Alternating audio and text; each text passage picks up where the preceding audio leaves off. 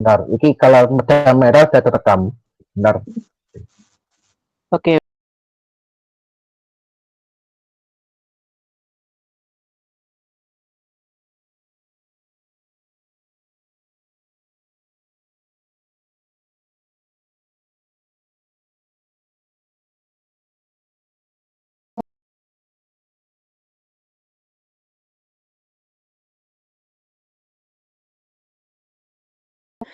Perjumpaan kita, yakni masih terkait tentang mata pelajaran ekonomi kelas 10 SMA. Nah, apabila kemarin kita sudah membahas sedikit banyak mengenai apa sih pengertian pajak itu sendiri. Nah, di sini Bapak akan melanjutkan materi tersebut, yakni tentang jenis-jenis pajak. Tapi sebelum itu, di sini Bapak akan mereview kembali untuk kembali mengingatkan materi tentang pengertian pajak supaya materi itu semakin bisa dipahami. Bisa? Bisa, Pak. Baik, kalau kemarin kita sudah membahas mengenai pengertian pajak dari beberapa tokoh, dari beberapa referensi, maka pajak itu bisa disimpulkan bahwa yang pertama, pajak itu adalah hal yang wajib. Jadi setiap warga negara itu harus menyalurkan kewajibannya dengan membayar pajak.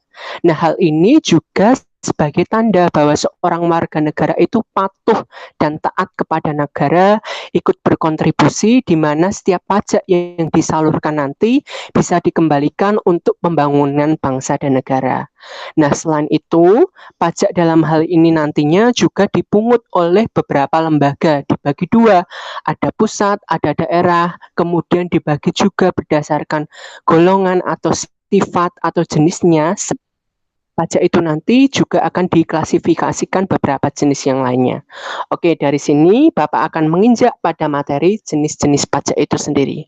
Yang pertama adalah pajak berdasarkan golongannya. Nah, jadi anak-anakku semuanya, pajak berdasarkan golongannya itu dibagi menjadi dua.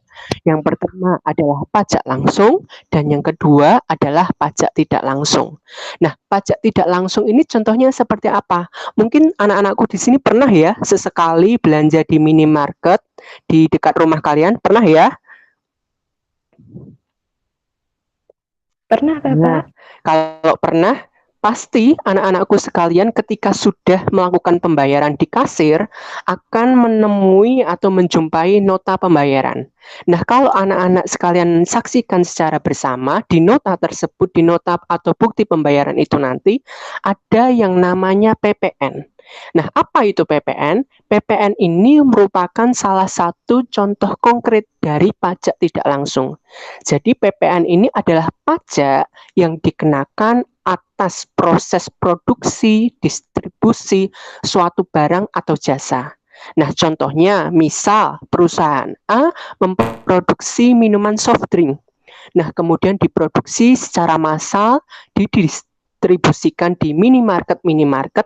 Nah, ketika anak-anakku sekalian membeli produk tersebut, maka pajak itu tidak langsung dikenakan oleh si pembuat minuman soft drink, tetapi ditangguhkan kepada konsumen tingkat akhir atau mereka-mereka yang membeli produk soft drink tersebut. Sampai di sini bisa dipahami ya? Bisa. Bisa, Bapak. Baik, selanjutnya adalah jenis pajak yang kedua. Nah, jenis pajak yang kedua ini berdasarkan sifatnya. Sifat yang pertama adalah subjektif dan yang kedua adalah objektif. Nah, gimana kalau subjektif? Nah, subjektif ini artinya ketika pajak dikenakan kepada individu tertentu, misalnya si A atau si B, ini akan memperhatikan kondisi si wajib pajak itu sendiri. Misalnya, tahun tertentu si A ini mendapatkan besaran pajak sekian persen. Nah, kemudian di tahun yang akan datang, pasti besaran pajaknya itu belum tentu sama. Mungkin saja kondisi ekonomi si A itu mengalami penurunan atau bahkan peningkatan. Nah, maka besaran pajak yang dikenakan itu nantinya harus sesuai dengan kondisi si wajib pajak atau dalam hal ini di contoh kasus yang sudah Bapak sampaikan yaitu contoh si A. Nah, kalau objektif artinya pajak yang dikenakan itu tidak memperhatikan kondisi si wajib pajak. Contohnya adalah misal si B tahun 2019 kemarin bayar pajak totalnya 1 juta. Nah, di tahun 2020 ini total besaran pajak yang harus dibayarkan dibanting sama, yaitu 1 juta rupiah. Nah, artinya dalam hal ini pajak yang dikenakan itu tidak memperhatikan apakah si B ini ekonominya naik atau ekonominya bahkan turun di masa pandemi. Intinya pajak yang dikenakan itu sama, yaitu 1 juta rupiah. Seperti itu yang anak-anak.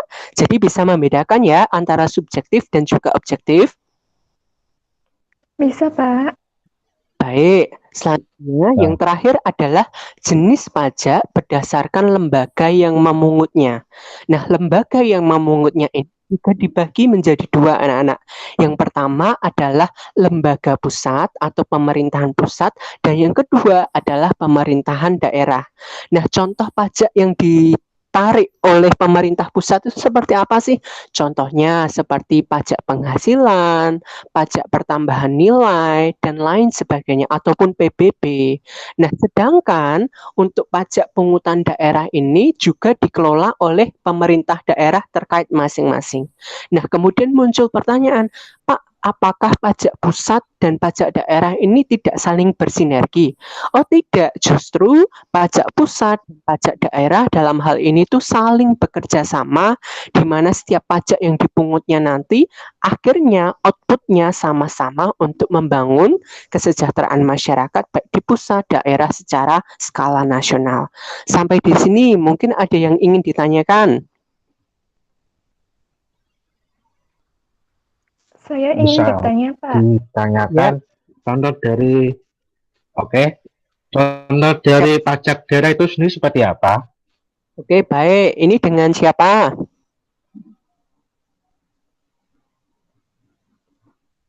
Dengan Mas Aziz ya?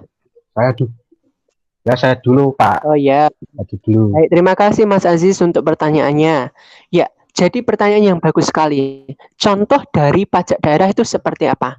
Nah, kalau anak-anakku sekalian yang mungkin berdomisili di Kota Solo maupun di daerah lainnya, pasti pernah menemui tiket karcis kendaraan ketika anak-anakku sekalian parkir motor atau mobil di wilayah fasilitas publik. Nah, kalau anak-anak, dalam hal ini Bapak mau kasih contoh di Kota Solo ya. Kalau anak-anak biasanya parkir di tempat publik, misalnya seperti taman terbuka hijau, taman terbuka kota, maupun di fasilitas publik lainnya di wilayah Solo, pasti anak-anak itu akan menjumpai karcis pungutan parkir. Nah, di sana anak-anak itu akan menjumpai karcis tersebut disertai dengan logo pemerintah Kota Surakarta. Nah, retribusi parkir ini merupakan salah satu contoh dari pajak yang dipungut oleh daerah. Nah, selain itu juga masih banyak lagi, misalnya hotel, restoran, taman bermain, atau taman wisata yang ada di daerah-daerah tertentu, itu merupakan contoh kecil dari pajak yang dipungut oleh daerah. Sampai di situ, Mas Aziz, sudah cukup? Sudah cukup, Pak. Makasih atas jawabannya. Baik. Selanjutnya, ada yang masih mau bertanya? Saya Aisyah Nuraini ingin bertanya, Pak. Ya, silahkan Mbak Isya. Lantas contoh dari pajak secara langsung itu apa ya, Pak? Oke, baik. Terima kasih Mbak Isya. Ya, contoh dari pajak langsung ini dapat anak-anakku sekalian pada contoh konkret pajak penghasilan. Nah, ketika mungkin anak-anakku sekalian punya orang tua maupun kerabat dekat, saudara, memiliki penghasilan tertentu atas pekerjaan yang dilakukan, baik itu di badan pemerintahan maupun swasta, pasti akan mengenal yang namanya PPH atau pajak penghasilan. Nah, pajak penghasilan ini apa sih? Pajak penghasilan ini adalah pajak yang dikenakan ketika penghasilan diterima oleh seorang individu. Jadi ini sifatnya melekat. Ketika misalnya dalam hal ini Mbak Aisyah bekerja di kantor A, mendapatkan penghasilan sebesar berapa juta rupiah per bulan. Nah, dalam hal ini PPH itu sudah melekat dari penghasilan yang Mbak Aisyah dapatkan. Jadi misalnya Mbak Aisyah dapat penghasilan atas pekerjaan di perusahaan A itu misal 5 juta rupiah. Nah, dari situ nanti sudah ada hitung-hitungan khusus di mana besaran pajak penghasilan yang harus dibayarkan Mbak Aisyah saat itu juga. Nah, dalam hal ini kenapa kok dinamakan pajak langsung? Karena pajak yang dibayarkan itu Mbak Aisyah nggak bisa mewakilkan nih. Misalnya Mbak Aisyah yang dapat penghasilannya 5 juta rupiah tadi. Mbak Aisyah nggak bisa nih mengalihkannya kepada orang tua misalnya atau kakak atau saudaranya Mbak Aisyah untuk membayarkan pajak penghasilan tersebut, tidak bisa. Jadi harus Mbak Aisyah sendiri yang membayarkan karena Mbak Aisyah yang mendapatkan penghasilan tersebut memanfaatkannya juga secara langsung. Seperti itu ya Mbak Aisyah, sudah bisa dipahami? Bisa, Pak. Terima kasih, Pak. Baik, terima kasih anak-anakku sekalian. Hari ini kita sudah sedikit banyak belajar mengenai apa itu jenis-jenis pajak. Jadi, jenis pajak itu ada 3 ya. Yang pertama berdasarkan golongannya. Nah, berdasarkan golongannya dibagi lagi menjadi 2, yaitu pajak langsung dan tidak langsung. Dan yang kedua adalah pajak berdasarkan sifatnya, dibagi lagi menjadi 2, yaitu pajak subjektif dan juga pajak objektif. Dan yang terakhir adalah pajak berdasarkan lembaga pemungutannya, yaitu dibagi menjadi 2 sama, yaitu pajak pusat dan juga pajak daerah. Saya kira itu Bapak yang dapat Bapak sampaikan pada kesempatan kali ini. Kita akan berjumpa lagi di pertemuan minggu depan. Selanjutnya Bapak akan mengupas mengenai perpajakan ini lebih dalam lagi melalui peraturan perundang-undangan yang berlaku di Indonesia. Untuk itu, Bapak berharap anak-anakku sekalian bisa mencari referensi, memperkaya ilmu tentang perundang-undangan terkait pajak, dan di pertemuan yang akan datang kita akan mengupas bersama. Seperti biasa, jangan lupa untuk presensi dan juga mengerjakan pekerjaan tugas melalui link Google Form yang Bapak berikan nanti melalui WhatsApp group. Saya kira itu yang dapat Bapak saya sampaikan. Terima kasih. Wassalamualaikum warahmatullahi wabarakatuh. Waalaikumsalam Waalaikumsalam warahmatullahi warahmatullahi wabarakatuh. Terima wabarakatuh. kasih, Pak. Sama-sama. Makasih Pak.